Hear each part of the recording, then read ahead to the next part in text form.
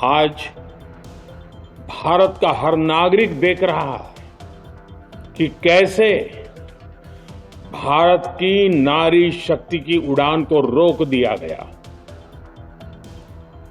उनके सपनों को बेरहमी से कुचल दिया गया। हमारे भरसक प्रयास के बावजूद हम सफल नहीं हो पाए। और वो भी ऐसी स्पीच जिससे लगा कि हिंदुस्तान के प्राइम मिनिस्टर ही बोल रहे हैं, हिंदुस्तान के बीजेपी के लीडर नहीं बोल रहे। ये दुर्भाग्य है हमारे देश का कि ऐसे लोग प्रधानमंत्री के पद में बैठे। सबसे पहले तो मैंने जब प्रधानमंत्री जी का भाषण सुना तो मुझे ऐसा लगा कि इतनी गिरावट हिंदुस्तान की राजनीति में आज तक नहीं हुई जिसने मैंने आज देखी।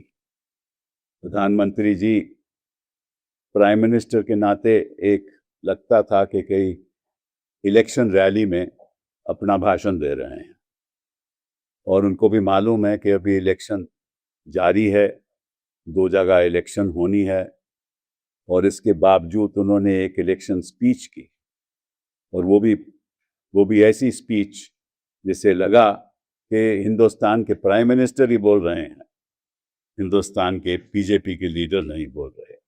ये दुर्भाग्य है हमारे देश का कि ऐसे लोग प्रधानमंत्री के पद में बैठे हुए। मैं उनका आदर तो करता हूं, लेकिन उनके जो भाषण है उसका मैं विरोध करता हूं। मुझे मालूम है कि चीफ इलेक्शन कमिश्नर या कोई और संस्था इसके बारे में कुछ भी नहीं कहेंगे, क्योंकि आज के दिन जो संस्थाएं हैं वो इनके कब्जे में आ चुकी है। अब इन्होंने ऐसी ऐतिहासिक बात कही जिससे मुझे दुख लगा कि मुझे तो मालूम है कि थोड़ा बहुत इतिहास में जानता हूं, शायद प्रधानमंत्री जी ज़्यादा जानते हों, लेकिन उनको याद करा दूं। प्रधानमंत्री जी, आपको याद होगा कि 1996 में पहली बार विमेन्स रिजर्वेशन बिल आया, और उसमें 33%। प्रधानमंत्री जी ने 40 साल पहले की बात की, लेकिन उन्हें ये नहीं मालूम कि पहली बार जो बिल पेश हुआ था 1996 में हुआ था, तो उनको तो इतना इतिहास भी नहीं मालूम। उस समय किसने विरोध किया था प्रधानमंत्री जी, आप बताइए मुझे, थोड़ा कुछ याद है आपको? उसमें आप लोगों ने विरोध किया था, और क्यों किया था ये भी याद है आपको? इसलिए किया था कि उस बिल में आपने कहा था कि यह कोटा ओबीसीज का शामिल नहीं है। तो पहला सवाल आपसे पूछना चाहता हूं, ये जो आप संशोधन लाए थे उसके बारे में अभी बात करूंगा, इसमें क्या ओबीसी का कोटा आपने दिया था? इसमें क्या ओबीसी का कोटा है? उस समय आप विरोध नहीं करते तो बिल तभी पास हो सकता। दूसरी बात, आपको मालूम था कि इस लोकसभा में आपके कितने लोग हैं बीजेपी के? 240, और सहयोगी दल से मिलाकर 293। तो आपको मालूम था कि बिल लाओगे वो तो पास होगा नहीं, तो आपकी मंशा क्या थी? आपकी मंशा पास करवाने में नहीं थी, कभी भी रही, इतिहास में कभी भी नहीं रही। आपकी मंशा थी ऐसे भाषण से लोगों को ऐसे रास्ते पे चलने की जिससे लोग आपकी असत्य बातों पर विश्वास करने लगे। यह असलियत है। तो पहली बात, 1996 में पहली बार बिल पेश हुआ और भाजपा ने अपोज किया, भाजपा ने उसको विरोध किया, और इसलिए वो पास नहीं हो पाया। दूसरी बात, 298 2004 में फिर बिल पेश हुआ, उस समय आप सत्ता में थे, और फिर जो हमने कहा, मुझे खुद याद है क्योंकि मैं खुद पार्लियामेंट में था 2004 के बाद, मुझे याद है 1998 में भी मैं पार्लियामेंट में था, राज्यसभा में। फिर मुझे याद है हमने उठकर कहा कि आप क्यों इन सहयोगी इन छोटी पार्टियों से डरते हो, हम आपके साथ हैं। भाजपा और हमारी पूर्ण बहुमत थी, बिल पास हो सकता था, इन्होंने पास नहीं किया।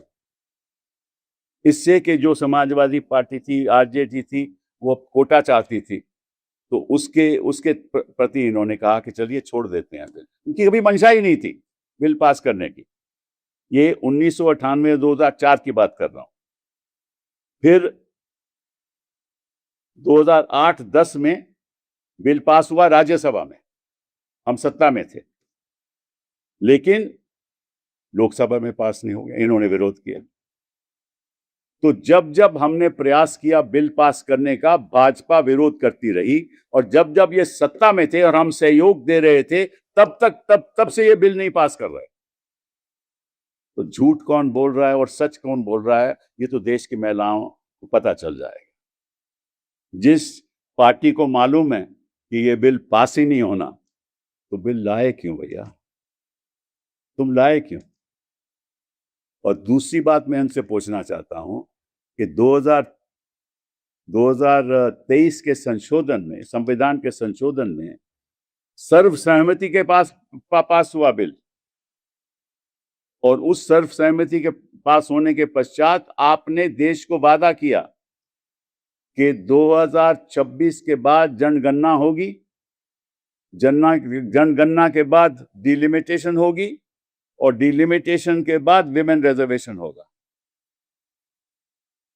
ये आपका संवैधानिक कर्तव्य था, लेकिन उसके पीछे आप हट गए, क्योंकि आपको मालूम है कि आप जनगणना कराना नहीं चाहते, क्योंकि जनगणना से पता चल जाएगा कि ओबीसी की कितनी संख्या है, शेड्यूल कास्ट, शेड्यूल ट्राइब की कितनी संख्या है, फिर उनको कोटे देने पड़ेंगे, और भाजपा हमेशा इनके खिलाफ रही है।